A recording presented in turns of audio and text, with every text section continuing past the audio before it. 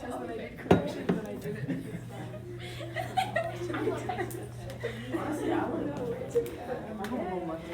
Okay, so this is just like an overcomplicated way of saying a couple of things that you guys know, but we just haven't actually like written down before, but it's something you know, like 100% you know this. So for it to be a one-to-one function, the number 2 I think is kind of easier to intuit. If A equals B, so 2 different numbers, 2 different x values, then my function rules are the same value. If I input 2, I get out 7. Number 1 saying if they're different numbers, I get different answers. I'm not going to have when x is 2, y equals 7, and when x is 4, y equals 7. I get the same answer each time. So each input goes to one output.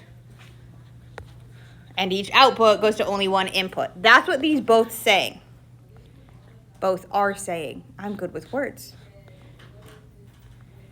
Each input, each x,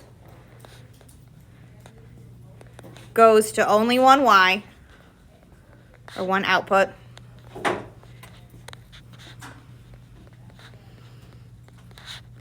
And vice versa. That's all these are both saying. Each input goes to only one output, and each output goes to only one input. So if your x's match, your y's have to match. If your y's don't match, your x's can't match. That's what they're saying in an overcomplicated way. Because the book loves to go overcomplicated on things. So many times.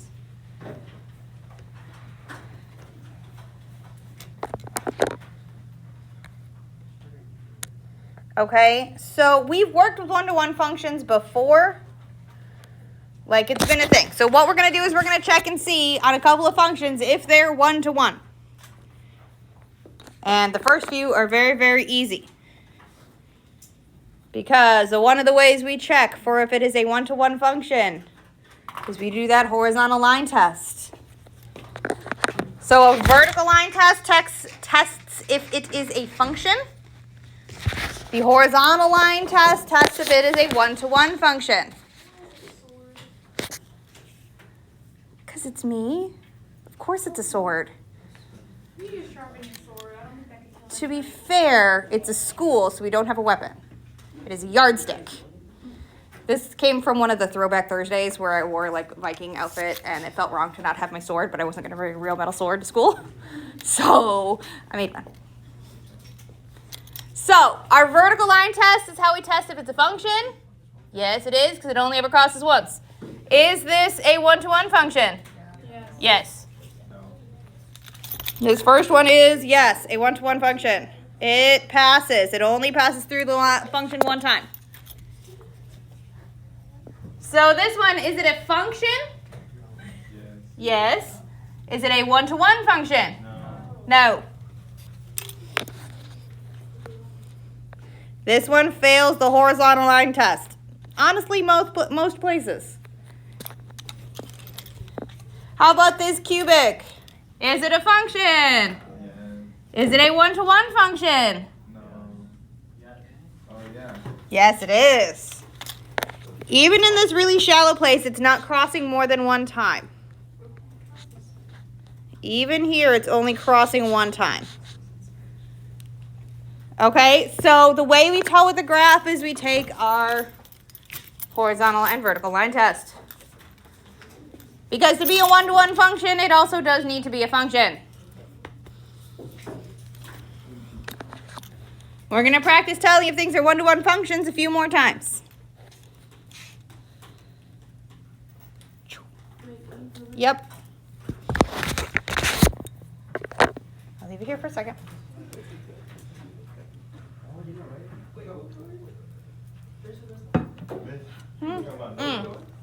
You already did.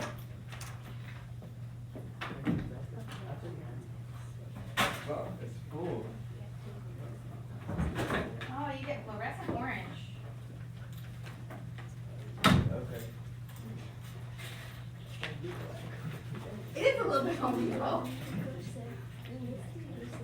But the price is right. It's like if you want to be picky about colors, you gotta pay for it yourself. All right. So we're gonna test this a few more times.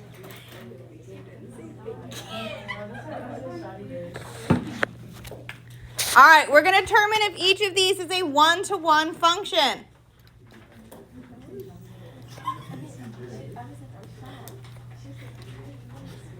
So remember, a one-to-one function, so for these lists of points, each input goes to only one output, and each output goes to only one input.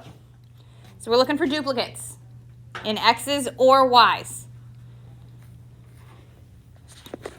So write this list of points down. We've got the point 1, -3, 2, 5, -6, 1, 4, 4, 5, 0.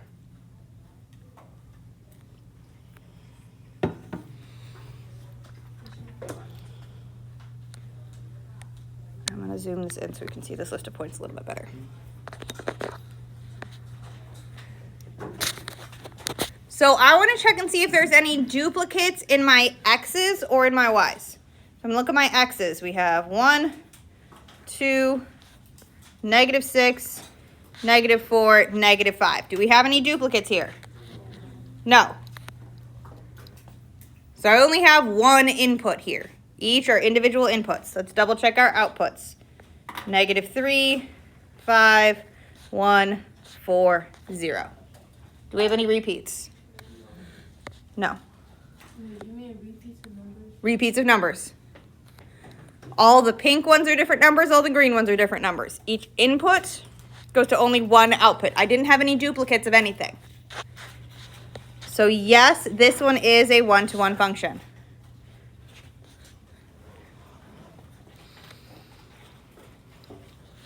If we have any repeats in the x's, that means it's just not a function. If it's repeats in the y's, it's not a one-to-one function. So let's check our inputs. Let's make sure it's a function. We don't have any repeats in our x's. So we've got 0, -2, 8, -4, 5. Is it a function? Yes, because each of those is a different number. Then we check and see, is it a one-to-one function? 3, 4, 1, 3, 0. Is it a one-to-one function? Why not? Because I have a repeat. This x and this x both give me a 3. So no, 3 is a repeated output.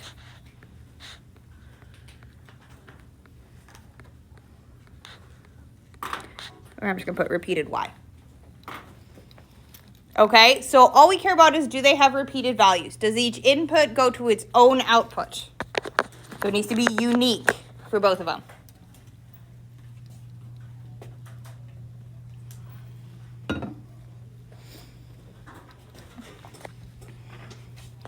All right, one more graph.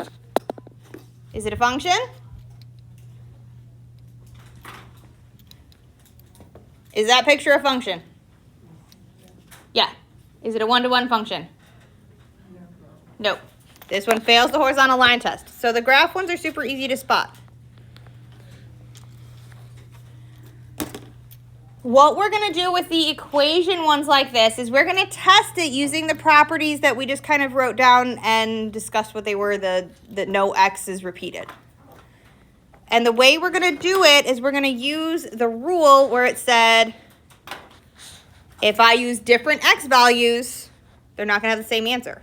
So f of A will equal f of B only if A and B equal each other. So it's using, I'm going to flip the page for a second. Yeah, I will in a second. I'm using this. When f of A equals f of B, then A equals B. I'm using this sentence on here.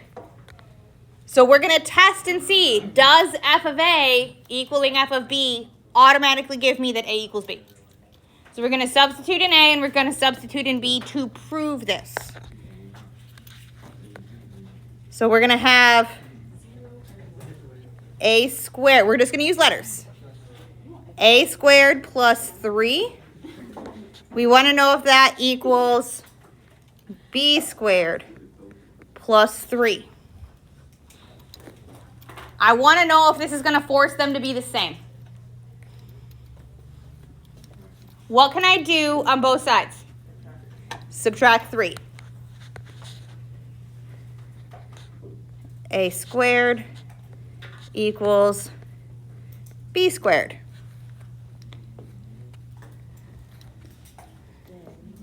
Square root both sides. What do we get? When we square root both sides, what do we need to include? So we have plus or minus a equals plus or minus b. Does that mean that a equals b? Is that the same thing? No, because I could have that a equals the opposite of b. I could have that b equals the opposite of a. So this is not 1-to-1.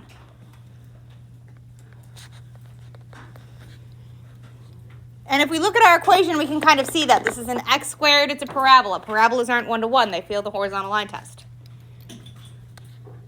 But the way we can check with an equation is we're going to substitute in a and b and see if it comes down to that a has to equal b. If a doesn't have to equal b, then it's not 1-to-1.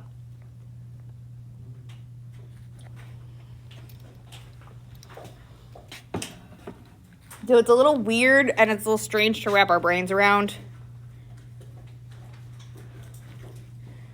But that's kind of the vibe.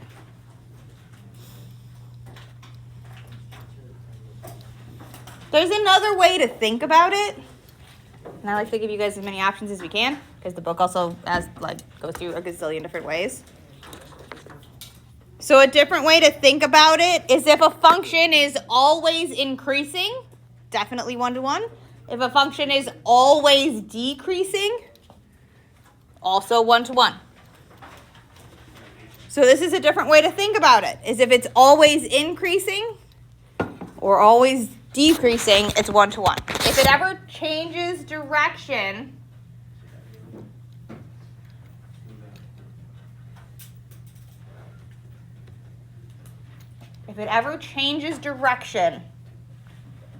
then it's not going to be 1-to-1.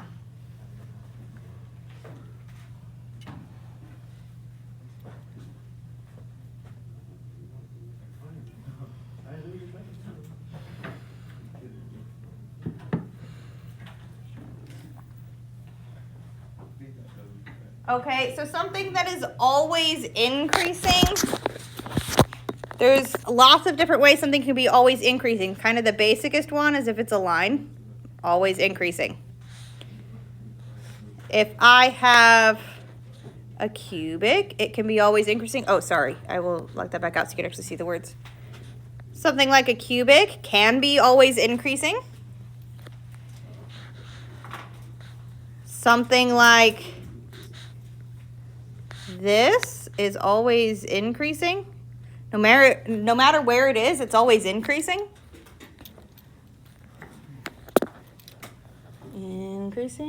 Increasing. Those are all 1-to-1 that are always increasing. Decreasing is very similar. If it's a downward slope, or a cubic like this, or a rational that looks like this. Those are always decreasing, and those are also 1-to-1. So one of your options on how to do this is to make your positivity tables and see if it's, ever changing directions. Or using our brain and logic on our way through, because this one, what shape is this? What does this look like? It's a line. Is it a positive line or a negative line? Slope. I'm talking slope. Negative. So it doesn't really matter. I know this is a line. I know it's got a negative slope. Doesn't really matter what the angle is. It doesn't really matter where my y-intercept is. Is it 1 to 1? Yes. This is 1 to 1.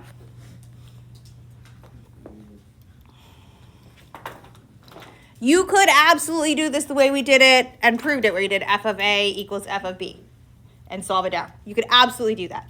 You will get that a has to equal b. You can do the same thing with our second f of x. You could do f of a equal f of b and see if it works. Or we can notice what is this going to look like? What kind of function is this? Just had a test over there. This is a rational function, right? So when we graph it, it's going to look something like this, right? Is this 1 to 1? Yes. So you can make yourself a little sketch. You could make a positivity table and see if it's increasing or decreasing. That'll just remember that positivity tells you if it's below or above. So if it is going from negative to positive and it never goes back, then it's always increasing.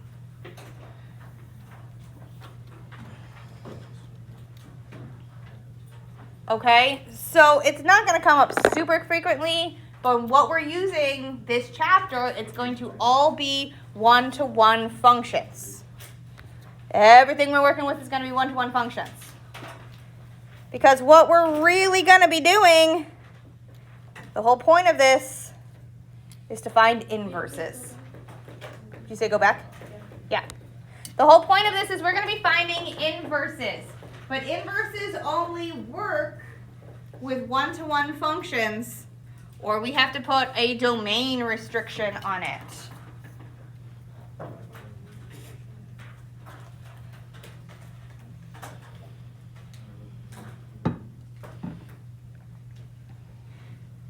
Okay, cool.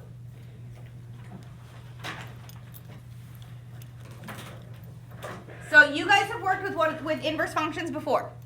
You have. Guarantee it. This is where we take our equations, and to make an inverse function, we take our x, we take our y, and we make them change places. And then we resolve for y. So I would go a little bit Mad Hatter on those ones. Okay, so it only works when we have 1-to-1 functions, which is why we spend the first 20 minutes talking about 1-to-1 functions. Because inverses only work when it's 1-to-1. Because everything in our domain becomes the range in an inverse, and everything that was the range becomes the domain. Because we take our x's and we take our y's and we make them switch. That is the point of an inverse. That's what it does. And we have different ways to find the inverse. We have a few different ways. We, for the most part, just use one. But we have 3 different ways on how to find the inverse, which I will put up as soon as I see people stop writing this page, because I know there's a lot of writing in this one today.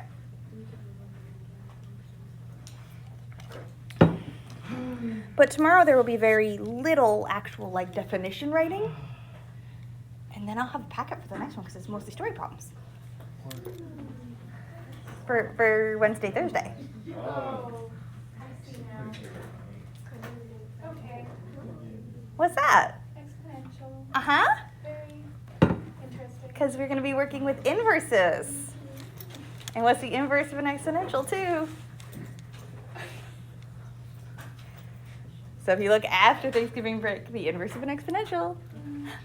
Logs. Uh-huh. Yeah. The decay. Yes, growth and decay. And then we'll deal with logarithms, because they're the inverses of exponentials. Okay, so I promise we'll get through it. All right, our ways to find an inverse. Yep, I'll go back 1 second. We have 3 different ways to find an inverse, which we don't use 2 of them, or 1 of them we almost never use, because it's annoying. So if we're graphing, We can reflect it across the line y equals x, which is fine, but genuinely, I have never found an inverse that way. It's annoying and weird and awkward. But if you like reflections, more power to you. If we have a table, we literally switch the x and y columns or data set, whether it's columns or rows. We switch our x's and y's. They change places. The most common one we use is the bottom one, the equation. We physically switch the variables, x and y, then we resolve for y. And that's what we're gonna do for the rest of the day, is find inverses.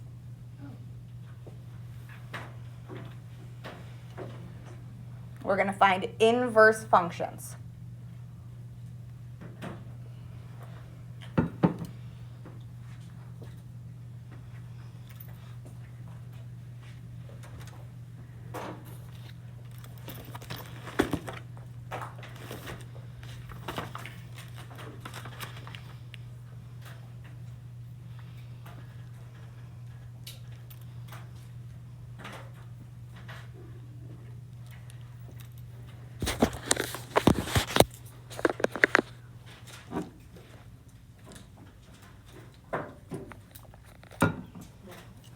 Okay? You ready?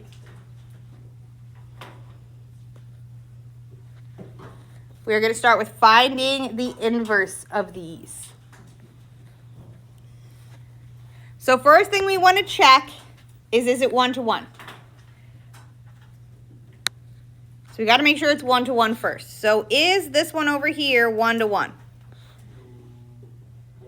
Yes, it is. Because it's a linear. Sweet.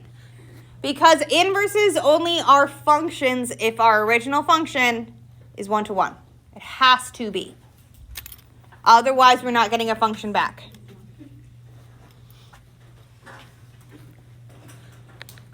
So to find our inverse, I'm going to rewrite this, but instead of an f of x, I'm going to switch it back to a y. Remember, f of x is just y dressed up for and getting ready to go to prom levels of dressed up. 2x plus 3. It's the same thing that's on the top. I just switched my f of x back to a y. Because to find my inverse, I'm going to physically take the letter x and the letter y and make them change places. So that we have x equals 2y plus 3. This is the step that makes the inverse. It is now the inverse function. It's just really bad math grammar to have it be an x equals. So we're going to switch it back around to be a y equals. So what do I do to get the y by itself here? Subtract 3. I heard it. It was whispered. It was there, though. So subtract 3 from both sides. We have x minus 3 equals 2y. Divide both sides by 2. The x minus 3 over 2 equals y. But I want to switch it back into our f of x notation, but we've done a thing. We've made it the inverse. Do you guys remember what the inverse notation is? Minus 1. Yes.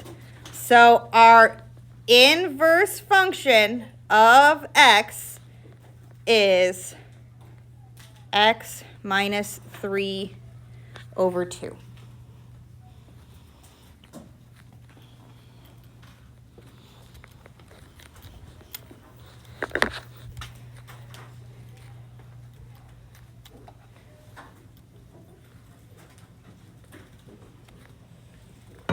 Okay.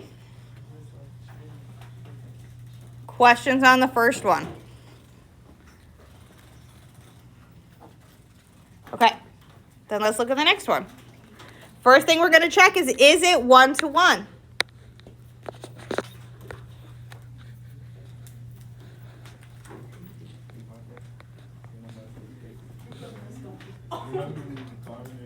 Is it 1 to 1?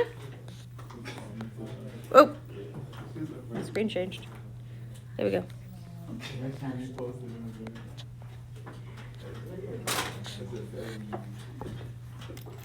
the Is the square root function 1-to-1? What do we think? Why? What does the square root look like? You're thinking square. Oh, I'll put it on the screen. Square root function looks kind of like that, right? So is it 1-to-1? Yeah. What is the domain of this square root function? Which x values work? This is an old school skill. What is the domain of a square root function? Can I take the square root of a negative number and have it work? So where does my domain start? 0 to infinity.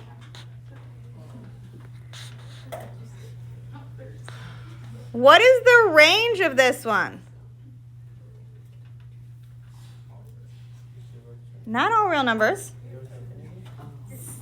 If it was the parent function, it would be 0 to infinity, but this has been scooched up 1, so it's 1 to infinity. I promise there's a reason I'm asking you not to just be annoying and make you remember old school skills. I promise. Even though remembering old school skills is, a thing. So then let's go find our inverse, and we'll come back to the domain and range in a second and why I asked you. So I'm going to take my original function and switch it back to being a y. Square root of x plus 1. And then we're going to do our step that causes our inverse. Physically, just the letters. Do not change anything else about it. So we have x equals the square root of y plus 1. The most common mistake I see made on finding the inverse is that we would take this and make it be square root of x. That we take that operation. So leave the operations alone. You're just moving the letters. So then what do I do to get y by itself? Subtract 1 from both sides. X minus 1 equals the square root of y.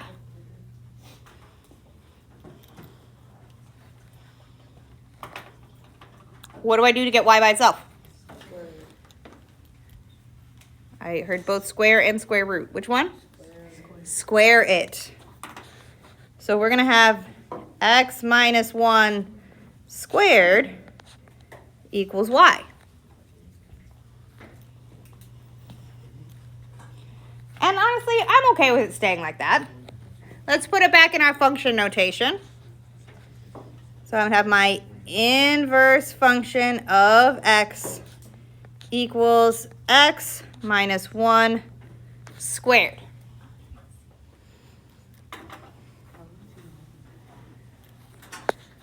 What shape is this? What does this look like? It's a parabola. Is the parabola 1-to-1? No, but it came from a 1-to-1 function. This had a very limited domain and range. We could only use the domain from 0 to infinity. What was the x becomes my y's. So the range on my inverse function is actually from 0 to infinity. My domain on my 1-to-1 function, what was my y's becomes my x. So my domain is actually from 1 to infinity. So if I take my parabola that was x minus 1 squared, so like this, and we restrict it to be when x is 1 or higher and my y's are 0 or higher, is that a 1-to-1 function? if we restrict our domain to be just what the inverse is this a one-to-one function now? Yes, because it came from a one-to-one function. So when we are taking the inverse, our domain restriction, so anything that we had restricted because it's not a function if we don't, becomes down here. Okay, so they just flip.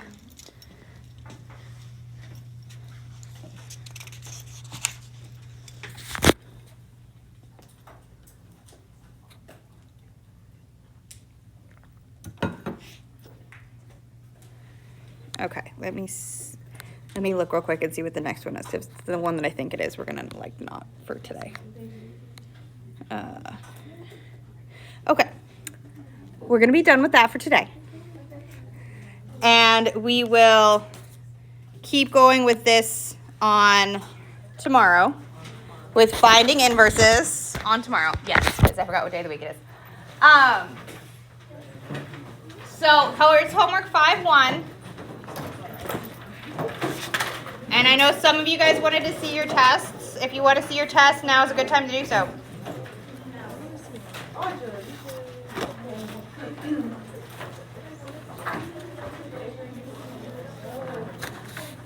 Addie, did you want to see yours? Yeah.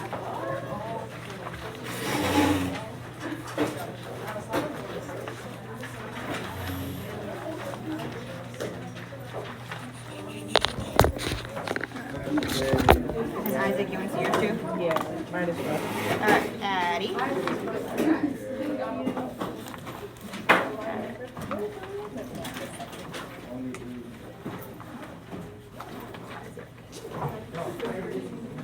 Anybody else want to look at your test?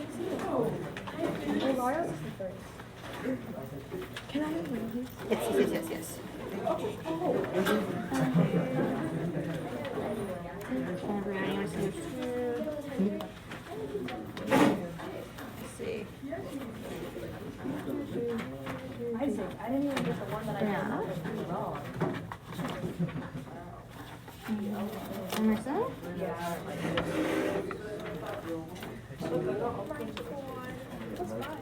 That's the curve. The plus 5 is the curve. Comparison to yours?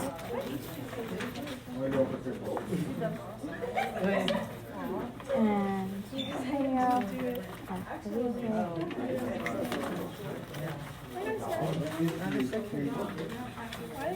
Beverly, did you want to see yours?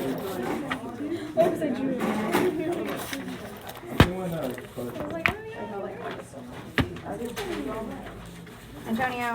Thank you. Lincoln.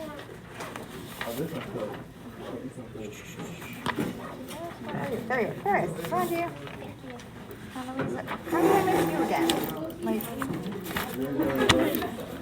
no, you're in here. I know I did this. But I did the same mistake I did. Oh, Leslie, you want to see yours too? I did it. Okay. Like the third one. Yours was vaguely near the back. Hang on a second. I feel it. I know that vaguely. Oh, I'm sorry. I did the same mistake I did. There you are. Okay. Thank you.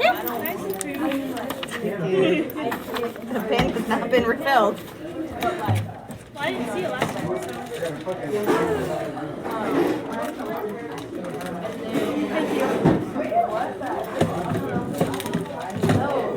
Thank you, dear. Oh, Javen, you want to see yours? Yeah, you do. It was so much better. I went over and I was ready for it. I was going, I'm so happy for you. I found it. It's in here.